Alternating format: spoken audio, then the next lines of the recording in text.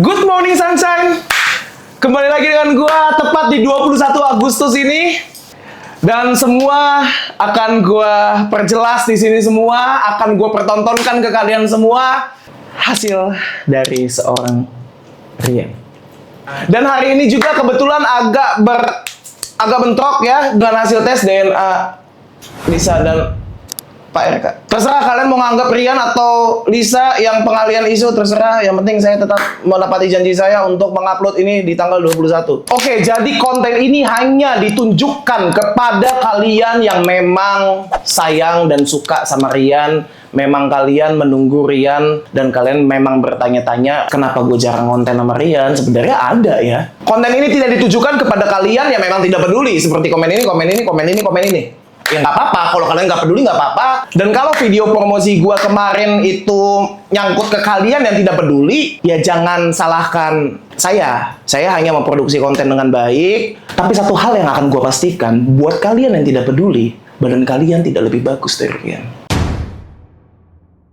Rian ini berbeda dengan anak-anak remaja pada umumnya. Dia memiliki banyak banget kekurangan. Yang pertama, struktur tulang. Dia memiliki skoliosis yang menurut gue cukup lumayan parah ya. S-nya itu jelas banget. Yang kedua, struktur tulang bagian tangan, terutama jari-jarinya itu, dia motoriknya itu jelek banget. Jadi dia kalau menggenggam sesuatu itu kayak gini nih, kayak dia megang gini. Iya lemah, kayak gini-gini. Kalau orang normal kan ya pegang aja gini. Habis itu powernya dia itu juga lemah. Ini kayak gini benar nih. Lama nih. Bececeran. Kenapa bececeran? Karena struktur rangkanya ini, dia hanya bisa terbuka sepertiga. Jadi kalau lo lihat di konten-konten itu kan dia itu kalau makan lebih banyak yang jatuh dibanding masuk ke mulutnya. Iya, karena dia nggak bisa buka mulutnya full. Masih banyak lah kelemahan-kelemahan struktur tulang dia yang memang mengganggu cara dia berjalan di dunia ini. Oh, satu lagi, tumit bagian belakang dia. Kalau tumit tuh biasanya kan ada bolanya gitu ya. Nah, dia tuh hampir rata gini. Kalau lo lihat dia jalan, kalau lo lihat dia lari lucu, itu ya karena itu keseimbangan dia tuh nggak jelas, Pak. Kedua, itu adalah metabolisme dia. Jujur gue nggak terlalu tahu banyak tentang metabolisme, tapi yang gue lihat Rian itu pencernaannya sangat-sangat kurang. Dia itu kalau pup mungkin bisa seminggu sekali. Jadi memang benar-benar hal yang langka ya. Dia menemukan dia itu pup di rumah ini. Padahal lu tahu semua dia itu makan setahun ini tuh lagi jor-joran banget. Karena kan emang proses bulking. Yang ketiga, dan ini yang paling penting, komunikasi.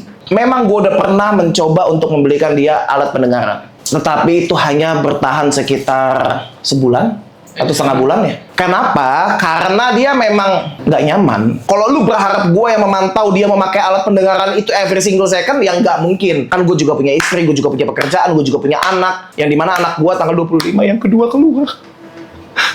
Saya akan semoga saya mendapatkan pekerjaan lebih baik ya. Yang membuat gue sama anak-anak juga kadang ya, risih-risih juga karena dia tuh jarang banget bersihin earbuds-nya itu. Itu kan karena di kuping dia tuh penuh dengan cumi. Dia nggak bisa konsisten dalam hal itu. Nah, karena alat pendengaran dia itu tidak dipakai lagi, jadinya dia kembali ke setelan pabrik. Karena menurut para dokter, awal dari komunikasi itu adalah pendengaran. Dari mendengar dia bisa berbicara. Dan karena lidahnya yang cuman setengah atau 2/3 adalah kasusnya dulu kalau lu ingat podcast yang lama. Karena dia sangat sulit berkomunikasi, mungkin hanya gua dan beberapa timnya di sini yang bisa berkomunikasi dengan baik ke dia. Disitulah dia memiliki keterlambatan cara berpikir yang seharusnya dia memiliki cara berpikir orang yang 19 atau 20 tahun. Cara berpikir dia itu dan emosional dia itu seperti anak kelas 5 SD, kelas 6 SD, kayak gitu. Dan mood swing dia itu parah banget. Kalau gua tidak menyogok dia dengan koin Roblox, mungkin dia banyak alasan untuk nggak workout. Dan sekarang ini dia kayak lagi di masa lagi puber-pubernya gitu, Pak. Makanya mood dia naik turun. Parah. Nah, kalau lo tanya, emang Rian mau ngelakuin ini, Pak? Jawabannya cuma satu. Udah pasti nggak mau, Cok. Udah pasti. Tapi menurut gua, ini harus. Mungkin terlihat ini tuh memaksa, yang dimana Rian ini bukan siapa-siapa gua secara keturunan darah ya. Tapi buat orang yang peduli sama dia punya apa lagi, Pak, selain bentuk badan? Gue udah coba untuk ngajarin dia berbicara, menulis, menggambar. Tapi semua progres itu susah banget dan bener-bener stuck karena dia sulit untuk berkomunikasi. Jadinya besok gue ajarin lagi, ngulang lagi dari nol. 3 hari lagi gue ajarin lagi, ngulang lagi dari nol. Karena menurut gue itu dia jarang mengasah critical thinking dia. Dia jarang mengasah bagaimana caranya mengingat sesuatu. Makanya gue ngambil keputusan membuat dia lebih spesial itu adalah workout dan memperbaiki bentuk tubuhnya. Yang dimana ini adalah salah satu cara untuk investasi dalam kesehatan. Dimana ketika dia memiliki otot yang baik, dia itu bisa menopang seluruh tubuhnya dengan baik. Ini logika gue ya, kalau tubuhnya bisa ditopang dengan baik, metabolisme dia juga bisa lebih baik. Badan dia itu bisa menangkal penyakit-penyakit yang sepele, yang sering banget terjadi hampir setiap hari. Adalah besok dia tiba-tiba pilek, adalah besok tiba-tiba demam, habis besoknya sembuh, habis besok tiba-tiba dia lambung, yang sering dia itu lambung. Semenjak dia memiliki struktur otot yang baik, penyakit itu jarang datang. Paling dia sakitnya, aduh kenyang, kenyang. Karena dia makan mungkin sekitar 3-4 kali sehari. Dengan porsi protein atau makro yang gua jaga ya. Sesuai yang Bu Suti masak tentunya. Dan gue yakin dia juga sudah merasakan hasilnya. Oke, jadi pertama gue ketemu Rian dan gue awal-awal ngonten sama Rian, berat badan dia itu ada di 42,8 atau 43 kilo. Oke, jadi penjelasannya cukup sampai di sini saja dan kita akan masuk ke segmen spill badan Rian. Asik, asik, anak tiktokers banget. Nama lu siapa? Punya otot nggak? Coba punya otot nggak?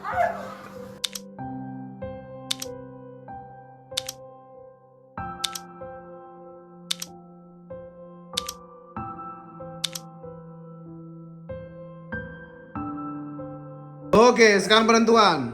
Timbang. Berapa beratnya? Anjay, 54,2.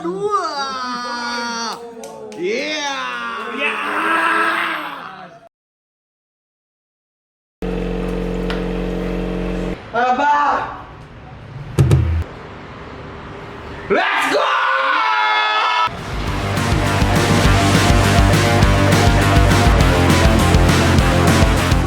Udah panas? Buka bajunya.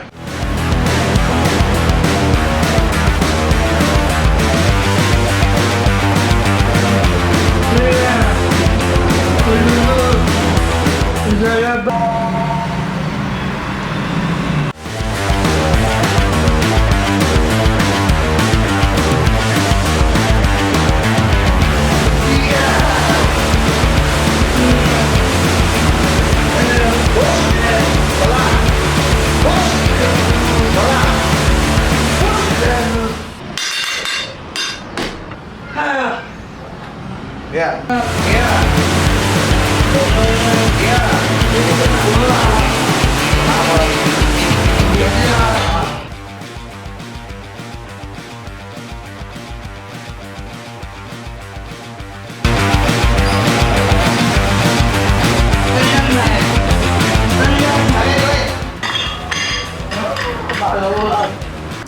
Hey, fokus, pelan sampai bawah.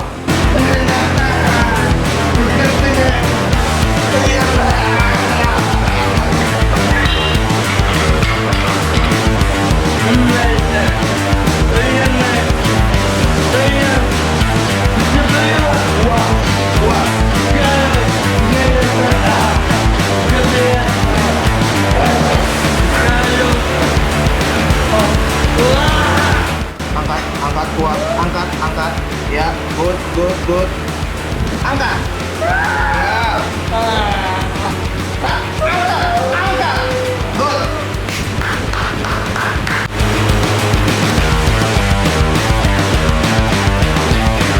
Tujuh aja, tapi sampai bawah. Bawah.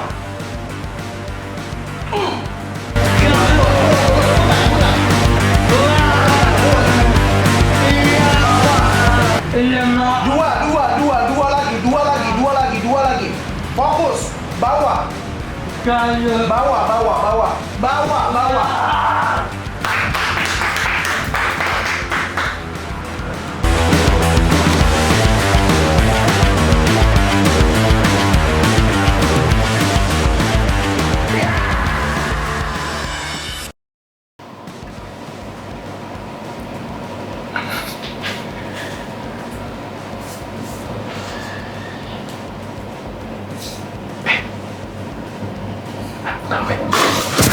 Iya. Mikul. Ya oh iya. Tenang. Abang bangga sama Rian, ya. Rian juga harus bangga sama diri Rian. Rian berjuang, abang juga berjuang, oke?